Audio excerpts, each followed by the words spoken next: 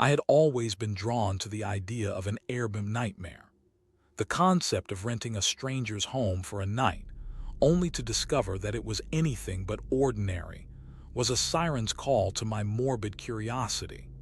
So when I stumbled upon a listing for a cozy cabin in the woods, I knew I had to book it. The description promised a secluded retreat with breathtaking views and all the amenities I needed for a relaxing getaway.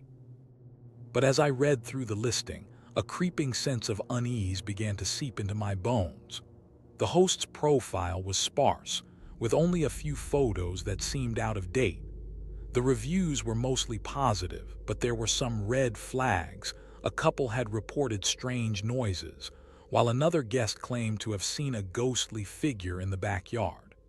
I brushed it off as mere hype, but my intuition told me otherwise.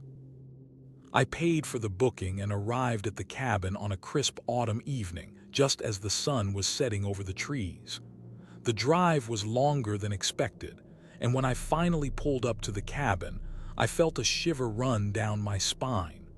The place looked off. The walls seemed to lean in, as if listening to my every thought, and the windows stared back at me like empty eyes.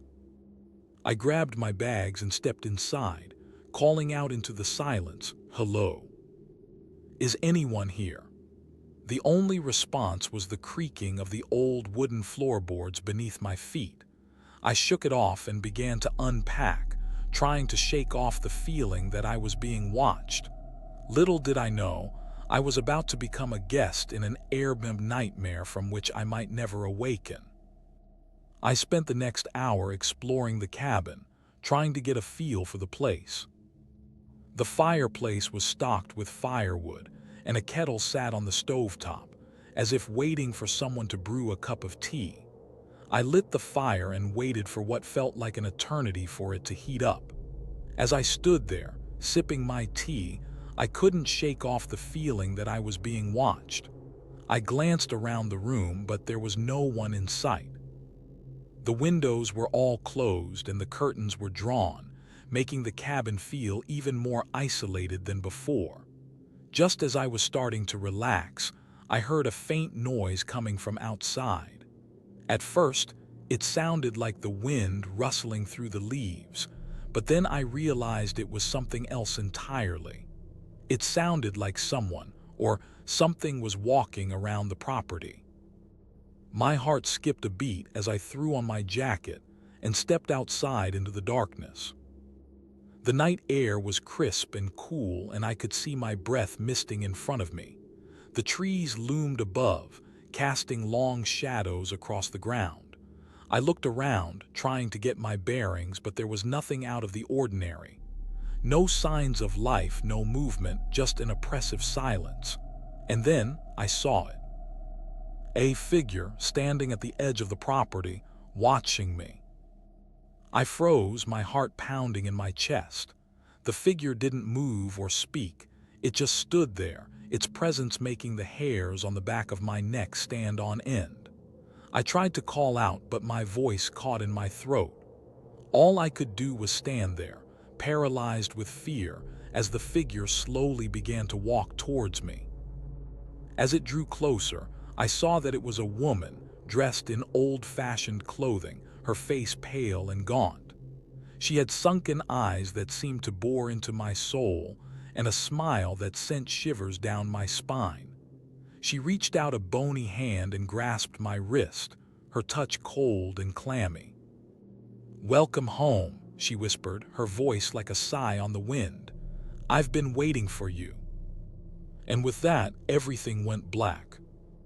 When I came to, I was lying on the couch, my head throbbing with a dull ache.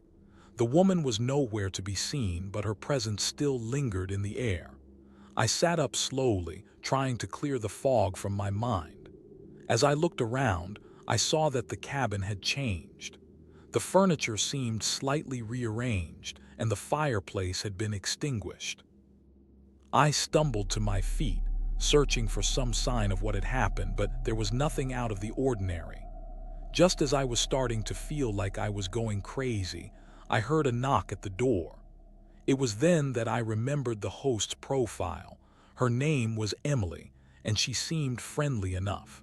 But something about her smile sent a shiver down my spine. I hesitated for a moment before answering the door, wondering what I had gotten myself into. When I opened it, I was greeted by Emily herself, looking just as pale and gaunt as the woman who had appeared outside earlier. She smiled warmly and said, "Hello, I hope you're feeling better after your little episode." I swallowed hard, trying to process what was happening. "Episode," I repeated. "What do you mean?" Emily's smile grew wider. "Oh, just a little something that happened when you arrived. Don't worry about it. You must be starving. Come in and I'll make us some breakfast." She stepped aside, revealing a kitchen that seemed to have been untouched for years. The appliances were old and dusty, and the countertops were cluttered with jars of strange ingredients. My stomach growled at the smell of stale bread wafting from the oven. As we sat down to eat, I couldn't shake off the feeling that Emily was hiding something from me. Something big. As we ate breakfast, Emily chatted on about everything and nothing. Her words were like a gentle breeze on a summer day, but they failed to soothe my frazzled nerves. The air in the cabin seemed thick with an unsettling energy, like the atmosphere was charged with anticipation. I couldn't shake off the feeling that we were being watched, even though Emily kept glancing around nervously, as if she expected someone to pop out from behind a curtain at any moment. She seemed nervous, fidgety, and her smile started to feel more like a rictus grin than a genuine expression of warmth. As the morning wore on, I found myself growing increasingly uncomfortable. The silence between us was oppressive, punctuated only by the occasional creak of the old cabin's wooden floorboards or the distant hooting of an owl outside. Emily seemed to sense my unease and tried to lighten the mood with silly jokes and anecdotes, but they fell flat. It was as if she was trying too hard to be friendly, like a person who had been forced to put on a mask for someone's sake. I began to feel trapped in this cabin, like I was stuck in some kind of twisted game where Emily was the puppeteer pulling the strings. And then, just as I was starting to relax into the feeling of unease, I noticed something that made my blood run cold. On the wall opposite us, there was a family photo. Not just any photo, this one showed a happy family with smiling faces and warm eyes. But what caught my attention was the caption scribbled on the bottom. "The Smiths." Emily's name wasn't in the photo, but I could swear that she was looking at me with an unnerving intensity, as if she knew something about me that I didn't. As the morning wore on, I started to notice strange noises coming from around the cabin. At first, I thought it was just the old wooden floorboards creaking in the wind, but then I heard footsteps, light, tentative steps that seemed to be trying not to be heard. My heart began to pound as I listened intently, wondering if Emily was walking around outside without me knowing. But when I called out to her, she just laughed and said it was probably just the house settling. Still, the feeling of being watched lingered, and I found myself scanning the room for any sign of movement. That's when I saw it, a faint shadow darting across the corner of the room. I spun around, but there was no one there. Emily seemed to sense my unease and reached out to pat my hand reassuringly. "Don't worry," she said. "It's just the wind." But as we sat back down at the table, I started to notice more and more strange movements. The curtains would rustle in on their own, and I could have sworn I saw a book slide off the shelf. It was as if the cabin itself was playing tricks on me, trying to make me feel like I was losing my mind.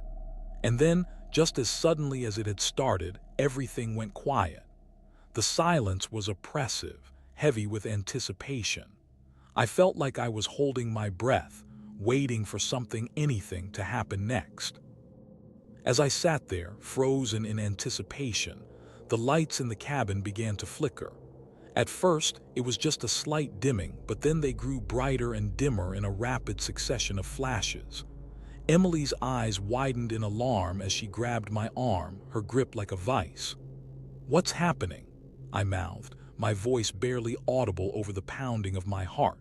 She shook her head, her eyes fixed on something behind me. I turned to see what had caught her attention, but there was nothing there.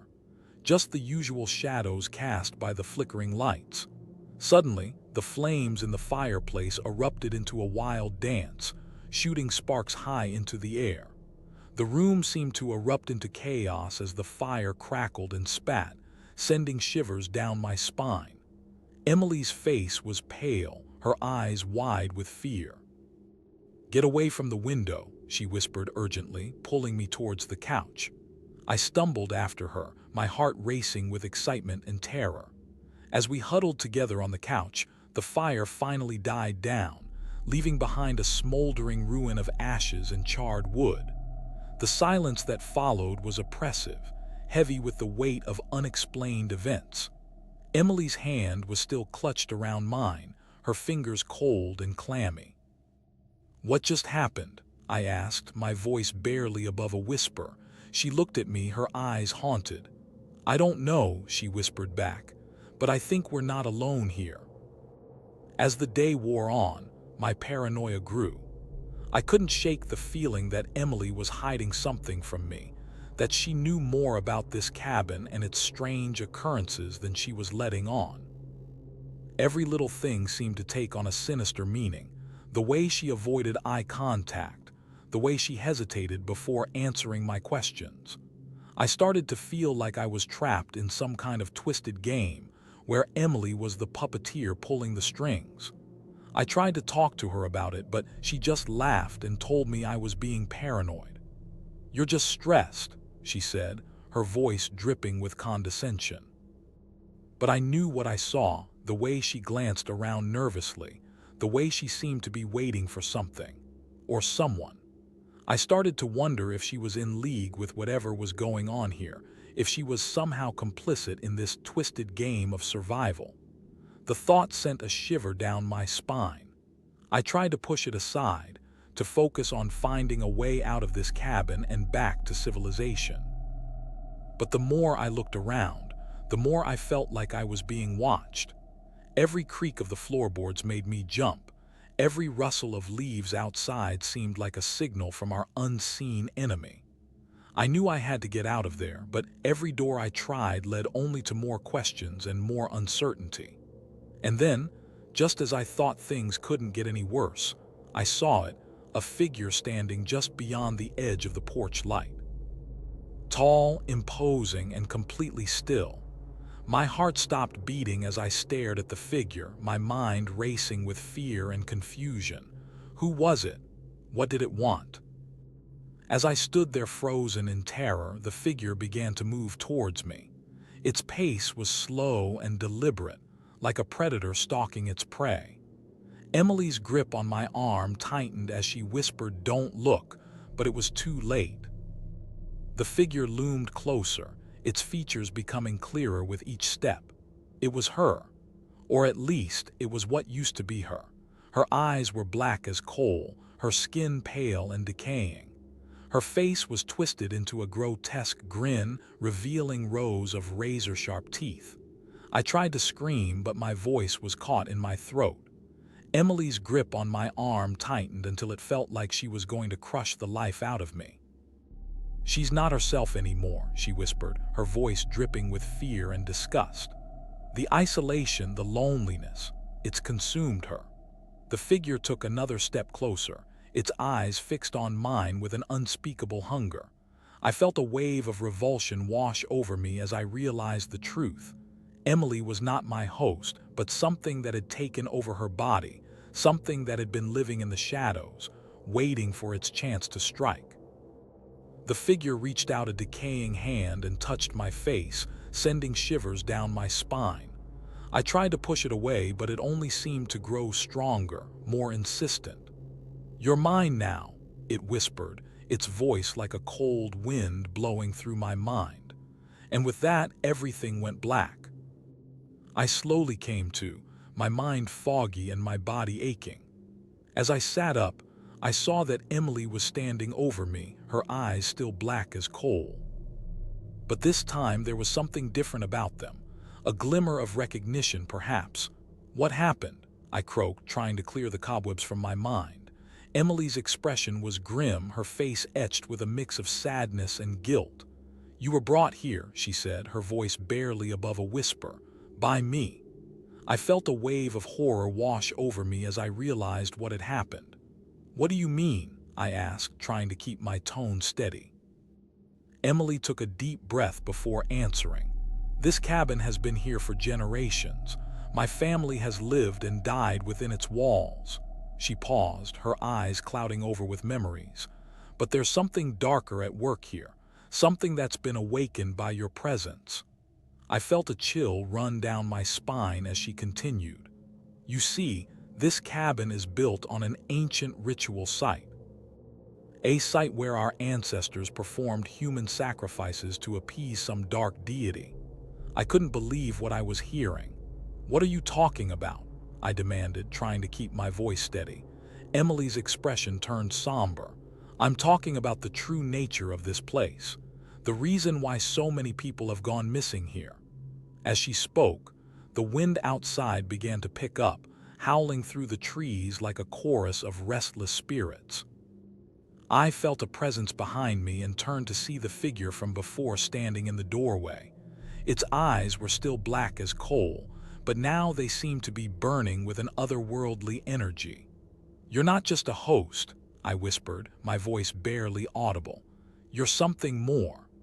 The figure took a step closer, its presence filling the room with an unspeakable horror.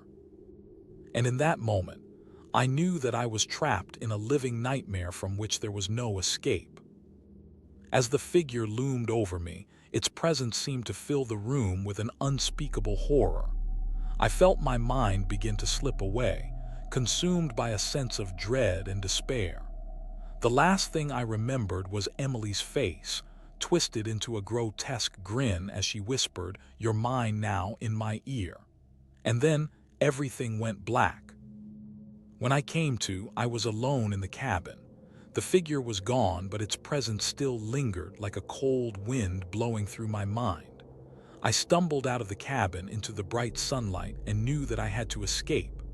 But as I looked back at the cabin, I saw Emily standing in the doorway, her eyes black as coal. She was no longer human, but a vessel for some malevolent spirit. The spirit that had taken over my body, my mind, my very soul.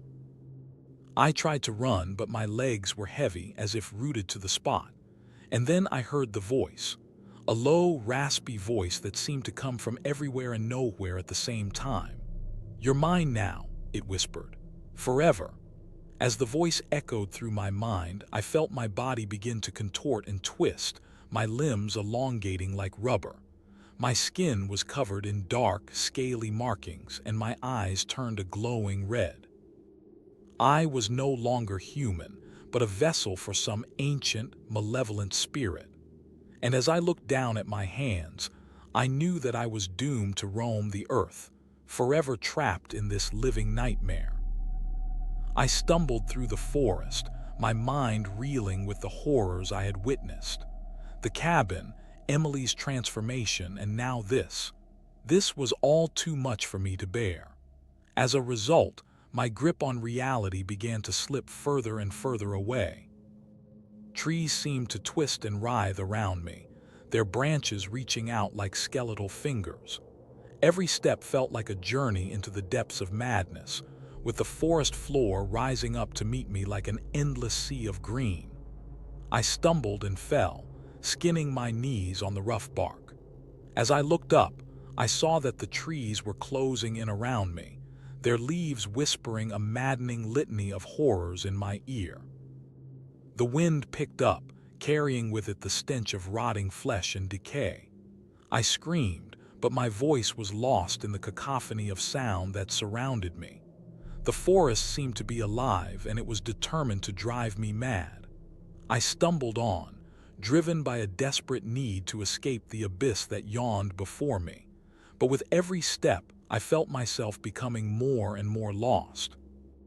The world around me grew stranger and more surreal, until I could barely distinguish reality from dreams. And then in the distance I saw it, a great stone monument, looming over the forest like a monolith to madness. As I stumbled towards it, I knew that I was being drawn into the very heart of my own mind. The monument loomed before me, its surface etched with symbols of forbidden knowledge and unspeakable horrors. And as I reached out to touch it, I felt the world spin around me, plunging me into a vortex of madness from which there was no escape. I stood before the monument, my mind shattered by the horrors I had witnessed. The symbols etched into its surface seemed to pulse with a malevolent energy, drawing me closer like a moth to flame. As I reached out to touch them, the world around me dissolved into chaos. Colors blended together in a maddening swirl, sounds became cacophonous, and the air was thick with an unspeakable presence. And then everything went black. When I came to, I found myself back in the cabin, Emily's eyes glowing red in the darkness. She reached out to me, her hand like ice, and whispered a single word: "Welcome." I knew then that I was trapped in this living nightmare forever, doomed to repeat the cycle of horrors that had consumed me. The forest outside seemed to be closing in, its trees twisting into grotesque parodies of themselves. The wind howled through the branches, carrying with it the whispers of the damned. And I knew that I would never escape, that I was forever bound to this place, this entity, this madness. The darkness closed in around me and I screamed, but my voice was lost in the void. For in that moment, I knew that I was nothing more than a pawn in a game of cosmic horror, a game from which there was no escape. And so, I remain here, trapped in this never-ending cycle of terror, forever bound to the whims of the malevolent force that haunts me. The nightmare continues.